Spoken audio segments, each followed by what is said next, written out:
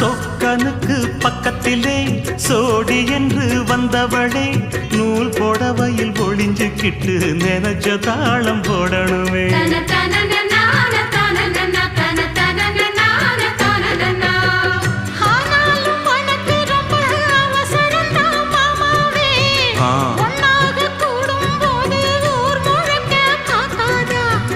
பார்த்தாலும் தவறு இல்ல பனியுறங்கும் ரோசாவே உன்னால சொத்த வச்ச மூக்குலதான் வைக்காதா.